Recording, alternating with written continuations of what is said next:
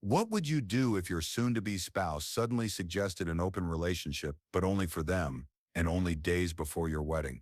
Sounds like a disaster waiting to happen, right? Well, that's exactly what happened to the guy in today's story. But what started as a simple shocking request turned into a web of lies, betrayal, and the ultimate wedding day revenge. Buckle up, because this one gets wild. The open relationship drama story starts like this. 5 years ago, I met the love of my life, and my life changed overnight.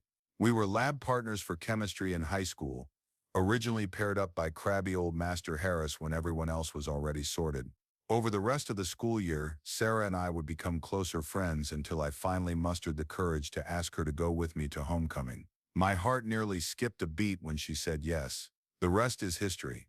We finished high school, we went to the same college, we moved in together, and we even got jobs in the same pharmaceutical firm after graduation. Then came the big question. I took Sarah out to the restaurant by the lake, a monthly tradition for date night, so she didn't suspect a thing. Then I proposed with the same excitement and nerves I had on our first date, and she luckily said yes. In the months that followed, our happiness was replaced by strategy meetings and evenings of careful planning, all leading up to the big day. Not only did we have to pick the right moment to tell our respective families about our engagement, but I also had to consider who would or would not be on the guest list. As a little more context, we both come from pretty big families with a handful of brothers and sisters on both sides, and with that in mind, we knew there would be no chance of getting everyone together. Even if a miracle occurred and all their schedules lined up, no way, not possible. So with careful consideration, we managed to cut the numbers down to our parents, our close relatives, and a couple of friends only. Sarah had the cunning idea of asking friends to help us set up the venue and manage the big day, a pay-for-their-seat scheme essentially. With 2 weeks to go, Sarah and I decided we needed a break from the stress of management, so instead we met our friends, aka the wedding staff, on a night out. The evening was a blast and it really helped us all unwind, Sarah especially, who was getting caught up with a few of my old college friends after not seeing them in years. Despite our best intentions, wedding talk did slip into conversation from time to time, but it only made us more excited and impatient for it all to be over. During a particularly hazy part of the night, I found myself on the dance floor alone, finding Sarah in the outside alleyway 10 minutes later talking to some guy. She seemed confused about why I was worried and insisted everything was fine, leading me back inside to continue the party. We stumbled out again around 2 or 3 a.m. after a long but happy night. The next morning was anything but happy, all wrecked by terrible hangovers we would much rather forget than experience this all over again. After time had passed and with a slightly clearer mind, I decided to ask Sarah who she was talking to the other night. Sarah, on the other hand, said she was still quite hazy with the details and couldn't remember much from that night. A few days passed as we quickly fell back into the routine of jobs during the day and venue booking, seating arrangements, and staff picks each evening. One completely ordinary Tuesday morning, I got a strange text from Sarah. I'm paraphrasing a bit here, but this is the gist of it. Hi honey, I cannot believe that the big day is finally nearly here. We used to think it was so far away, and look at us now. The day we'll be together is so fast approaching. Soon you will all be mine and I'll be all yours. We have spent so much of our adult lives together. I sometimes worry if I ever stopped you living your life during our distant college years, the highlights of our youth. You were stuck by my side and never allowed to be wild or careless. You even gave up on a stack too because we were having financial issues. So I had a bit of a crazy idea today. Please, I just want you to hear me out. I want us both to let loose and be wild. Do all the things you've never had the chance to do before. Just one day of us pretending that we were single before we are bound together for a lifetime of loving commitment.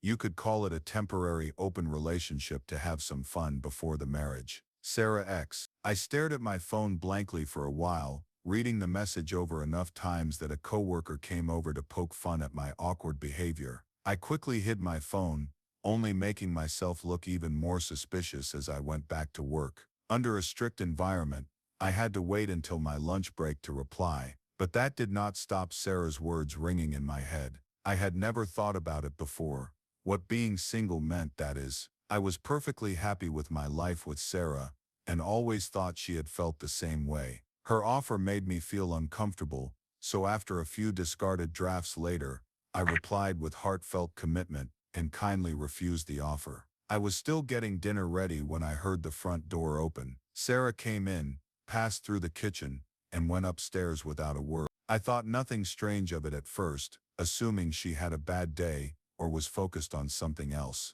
When she came downstairs, she ignored me again, sat on the sofa, and began to watch TV. After some difficulty, I managed to get her to finally open up and found out she was annoyed that I turned down her dirty offer from earlier. When I asked why it bothered her, she told me that forever is a long time and that I might want to enjoy myself before it's final. Sarah was many things, but I'd never known her to lie before, so I believed her. Then when she said she was only thinking of me at the time, I reassured her that I was ready for the wedding and nothing would change my mind. Despite things calming down and seemingly reaching the end of the argument, Sarah suddenly flipped and stormed out in a huff. I went to go after her, but she drove off too fast to keep up with. What I first thought would be an hour's temper tantrum quickly turned into worry when Sarah was not home at midnight.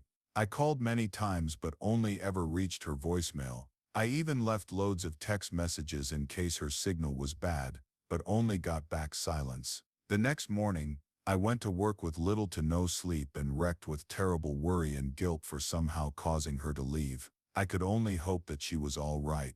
When I realized Sarah was still missing, as I came home later that afternoon, I rang all of my groomsmen and college friends, practically begging them to help me look for her. The call to action was slow, but we managed to get together a search party for the next day. I ended up calling into work sick, putting my priorities straight without a second thought.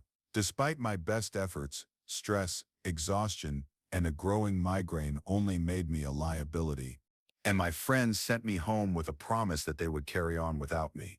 A long nap later, I woke up in a panic as I raced to get dressed before heading out again. I found a piece of paper on my nightstand left by Sarah saying, "I'll be home a little after 7 o'clock. I didn't want to wake you, so I went out for groceries." My heart sank in my chest and I nearly fell off my bed. My nightmare had finally ended. Sometime later, I was sitting watching TV when I heard the front door open behind me, snapping me out of my daze. I slowly shifted my way towards the front door as I wondered whether it would be a happy reunion and a continuation of our last argument. I lost all doubt when I saw her. Sarah smiled and held me tight in her arms. She apologized for her outburst and any worry she had caused, explaining that she wanted to cool down before she came home. It seems her idea of cooling down this time was a movie marathon and takeaway pizza. Sarah said that she had not left her friend's house since she stormed out and that her friend lived in an area of horrible phone signal, so she never got any of my messages. I was not angry. I was not jealous. I was just happy to have her home. After all that, I felt like I was the one that needed a few days break. A fairly uneventful week passed by quite quickly after that drama, and day by day we grew closer to the wedding. But by tradition, Sarah and I had to stay separated for the final few nights. It was apparently bad luck for us to see each other again until we were in the church itself. It was an odd custom, but Sarah's family were quite adamant about it, so much so that they practically packed Sarah's bags for her as they hurried her out of the house.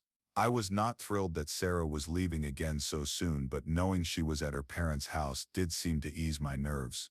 This time I was rehearsing my own wedding vows when I started getting a phone call. I went to pick it up, assuming it was Sarah checking in on me. To my surprise, though, it was a friend asking me to meet him at a bar, encouraging me to relax a little before tomorrow. An hour later, I had relented and was drinking a beer with my friends. Everyone was talking and joking around when I first arrived. The atmosphere was quite strange. I noticed that the others were avoiding eye contact with me and seemed to be somewhat uncomfortable around me. After a little while, things turned more serious when they explained why they had really invited me out here. They said before that they had not found Sarah when she went missing, but that was not true. Sarah had been going out to bars with her friend each night and partying like crazy. All the while I struggled on the edge of a mental breakdown. I thought that was the worst they could tell me, but I was dead wrong. Sarah was also caught flirting with and kissing various guys on these nights out, something all of the friends could attest to. I was even told that she went way further than kissing with some of them. I was shocked. I didn't want to believe it at first, and then it suddenly all made sense. Sarah disappearing from the bar those weeks ago, Sarah's suggestion that she said was for my benefit, her reaction to me turning her down her few days away. My friends consoled me, told me they were sorry, and sat with me while I cried my heart out. When I was done being sad, I got angry and decided that it was Sarah's turn to feel like I did. My first reaction was to call off the wedding immediately, but after a change of heart, my friends and I spent the rest of the evening on thoughts for revenge. I was awake and in my suit by 6 a.m. the next morning. I don't know if it was nerves or excitement, but I couldn't wait for the day to be over. On the way over to the church, I made a brief stop at last night's bar. My best man had a bartender friend working there who was able to silently get me a copy of some CCTV footage by the bar. A few other friends should have already been at the church with projector or equipment to display it on. If asked, we planned the ruse to be a showing of lovely photos of us as a couple throughout the years. Everything would be fine as long as we all arrived before Sarah. Luckily, when I did get to the church shortly after, there were only a few cars already in the car park, all of which I recognized without the scrutiny of Sarah or the wedding guests. We put together the final touches with minutes to spare. The car park and the church soon began to fill up quickly as I stood by the entrance to greet the oncoming queue of relatives. Many gave congratulations as well as wedding gifts, both of which I had expected they would be taking back before the ceremony was over. Before I knew it, the alarm on my phone chimed for 10 a.m., signaling that Sarah would be arriving soon.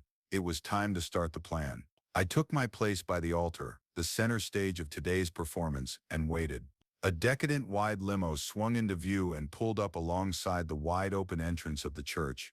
The door slowly opened, out stepping Sarah's mom and then the bride herself. Sarah wore a stunning white dress that resembled the waves of the ocean, stretching in long layers of fabric that she dragged along the ground behind her. The traditional music kicked off, and for the slightest moment, I felt a sting of hesitation in my revenge, and I nearly ended up falling for her charms. My best man could see me faltering and grabbed me tightly by the shoulder. To anyone else, this action could have been him congratulating me, but it was more like him telling me to stay strong and stick to the plan. I played along and smiled, spoke sweet words Sarah wanted to hear, and got ready. When it came time to exchange vows, I was preparing my notes when Sarah started first. I was surprised at the initiative, but it did nothing to change my mind. With a nod to my team, the projector was readied as I set my piece. I have loved you ever since I first laid eyes on you from across the classroom. Over the years, we have disagreed, argued, struggled, but always found a way to come back to each other. I believe that would not break us, it would only make us stronger. The video flickered to life behind me, which is why I want you to know your choice to betray me, sneak away into the night, and cheat on me days before this wedding was not the final nail in this coffin. It is that you lied to me afterwards and hid these events from me. That is what truly breaks my heart the most. Sarah, you have ruined this wedding, and you have destroyed us. Sarah's face had twisted from shock to misery as the evidence was revealed to a gasping audience. She took off in tears, stumbling back down the aisle as family members followed after her. In the days that followed, Sarah's father and brother came by to pack her bags. She did not return to the house once or try to contact me again. She knew her life with me was over for good. You could say that I dodged a nuclear missile with this one. A tough lesson to learn, but an important one, let me tell you. And honestly, rip stars, I'm surprised that OP did not end the relationship right then and there when Sarah told him about opening the relationship temporarily. That is just the craziest thing you could ever say, and honestly, that was already the biggest red flag you could ever see. What would you do if your spouse or whatever would suggest something like that to you? Let me know in the comments, and while you're at it, please don't forget to subscribe to the channel to not miss any of my daily videos. The next one is a revenge story. So this started about a year ago with a campaign solicitation text saying, "Hi Donna, fake name. I have a few friends named Karen, and they are the nicest ladies you would ever meet. This is the headquarters of Candidate X. I'm running for county name at office.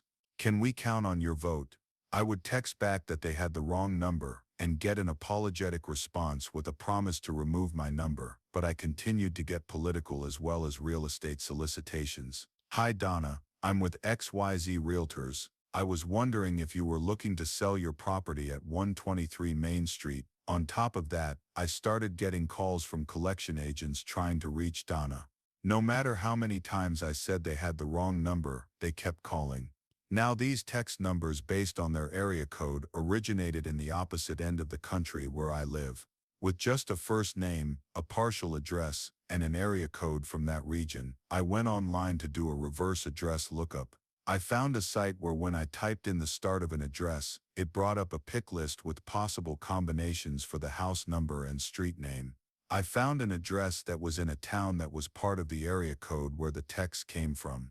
Sure enough, the information pulled up Donna's full name, her full address, and cell phone number. So I sent her the following text.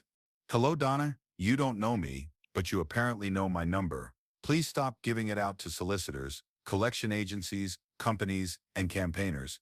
Thanks to online research, I have your name, address, and phone number, so I will say it again, stop giving out my number. I don't know if this emboldened her because the texts kept coming, so I simply forwarded them to her and texted, whenever I got a solicitation in your name, I'm going to forward them to you. In addition, I would text solicitors back and provide them with Donna's correct cell number. I've not received a solicitation text ever since. As for the collectors, I have an app on my phone that converts text to speech so that I don't have to talk directly with robocallers and the like. Since I can preload text replies, I created one regarding Donna. So whenever I got a collection call looking for Donna, I provided this automated response, you have the wrong number. This person, Donna X, has been giving out my phone number to deflect collectors from contacting her. I don't know her, or even live in her state. However, I managed to get some information about her thanks to some online research. Her correct phone number is XYZ. The collection calls have since stopped as well. So Reddit, was I wrong to contact Donna and put her on alert, or should I have just discreetly passed a number to those trying to reach her? And yeah, rip stars, I'm not sure if OP is the a-hole in this story or not, but let me know what you think about it in the comments. Anyway, the next one is a story from Ars Amid Jerk, and it is about a restaurant incident. My friend Jack and I, after a long stressful week, like to go to the local pizza place. It's not fine dining by any stretch of the imagination, but there are booths and tables of people sitting down. I see a large table near us of like 10 people, a few couples, and a bunch of small kids between like 4 and 8. The kids are running around the restaurant being loud while the adults are drinking wine and eating pizza. I ignore the commotion for like 20 minutes when suddenly I feel a hand on my leg and one of the little kids is crawling under Jack and my table. I was not thinking and snapped at the kid and said, "Get away from our table." The kid ran away and burst into tears. One of the parents at the other table came over and started tearing into me about how cranky and mean I was and how dare I yell at her kid who was just playing. Meanwhile, her and the other middle-aged 40-some parents are letting their kids run amok and be loud and obnoxious while my friend and I are trying to enjoy a night out.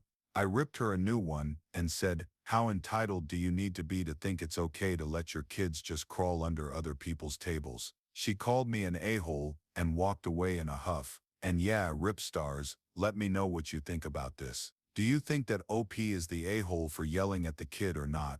Personally, I would say OP was definitely not the a-hole, and these parents clearly failed to establish boundaries for their children. I mean, if you're unable to establish these boundaries, then someone else might scream at your kid. That's just how it is. Anyway, one comment said, "Not the a-hole, her exhaustion, boundaries, and parental philosophy create no obligations for you. Your personal space was invaded, you reacted to repair that."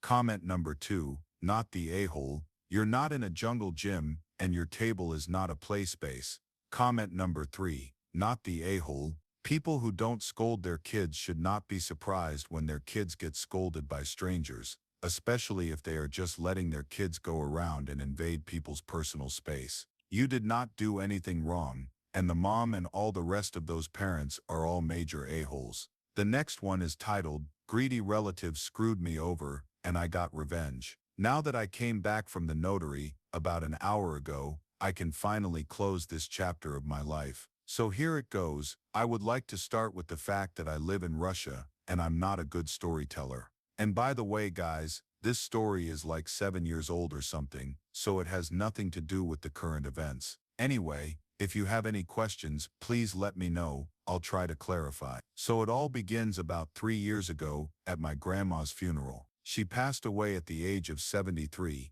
leaving behind 3 sisters, one of which ended her own life a long time ago, a plethora of grandkids, and quite a lot of real estate. When the paperwork tsunami regarding inheritance started, something began to smell fishy. My alive aunt was extremely hesitant in giving us the death certificate. This would allow us to start filing for inheritance. Things started to get complicated and confusing, so I had to take over all the paperwork and help my mother out.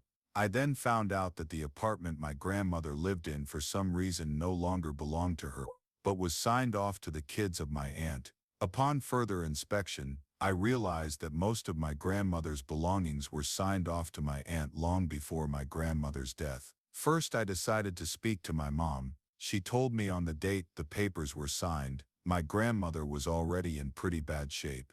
Dementia and Alzheimer's had already gotten the best of her, and she was not legally able to sign them. So then I decided to go to my aunt, still not wanting to believe that she screwed us over. I sincerely believed that it was all an honest deal. I asked her how it all happened. I'll never forget her response. I never thought someone could say this to a relative. She told me that it was none of my business, that she intends to get everything she can, and the rest of the real estate that will be shared property she will force us out of. I was baffled. I couldn't understand how she could do something like this to my mother. I had to do something. The next day I spoke with my mother. She was shocked and devastated, in tears. She also could not understand how her own sister could do such a thing, especially after all the things she did for her, like helping her make a career in sports, helping with money during hard times, etc. I knew we needed to go to court. The problem with that was that my mother is a working pensioner and is still raising my 13-year-old brother, and I just spent all my savings on renovating her apartment. Money was an issue. Well, luckily, I made good friends with our company lawyer at work and he offered to help me. We collected all the needed paperwork, and he told me to document any further encounters with their family and to keep an eye out for anything fishy. After that, we sent a letter to my aunt saying that we would dispute everything in court. This is where my life became hell. It all started out with threat calls from her sons. That's no biggie though. I recorded all of the phone conversations. They found out where I work and live and started stalking me. Again, no biggie. A while back, my boss made me an offer for a driver to pick me up to and from work because the driver lived nearby me. About time I hit him up on that offer, so I did. One morning, I wake up and get ready to work. My driver is downstairs waiting for me. I put on a coat and head downstairs. I then open the door to my apartment complex and get hit in the face by my oldest cousin. He threatens me again and flees the scene. The driver runs up, helps me up, and tells me that it was all recorded on the car's front camera, then calls my boss and takes me to the hospital. The next day, I take the video and all of the phone conversations to the police. They accept everything.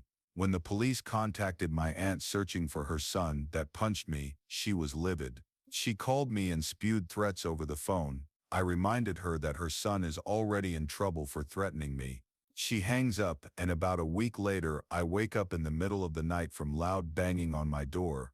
As I'm walking to the door, it gives in and flies open. 2 large men walk in, stating this is now their apartment as well, handing me the papers.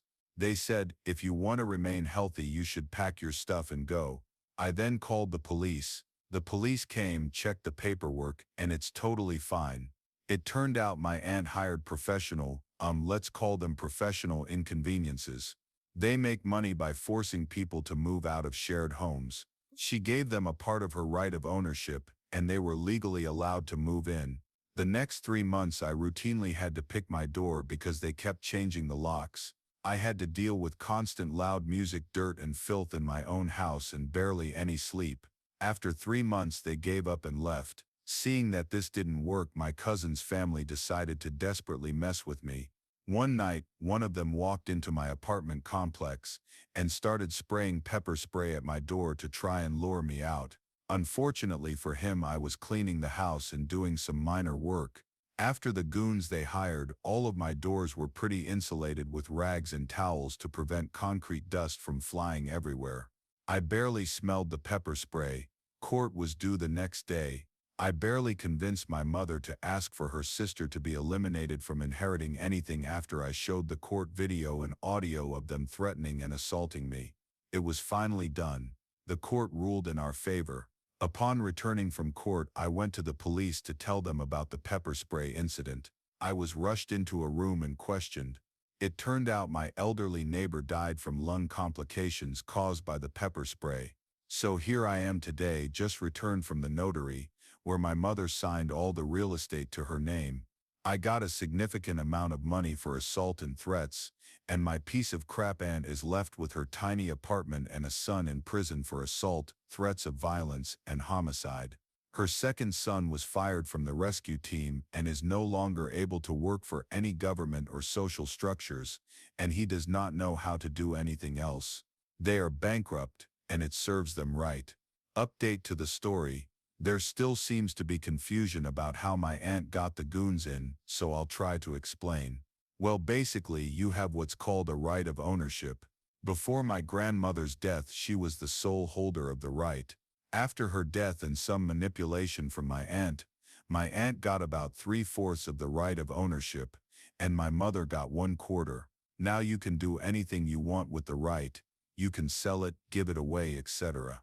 Anyone holding the right has the legal ability to use the apartment and house. My aunt gave the goons a tiny portion of her right, so they could freely and legally enter and live.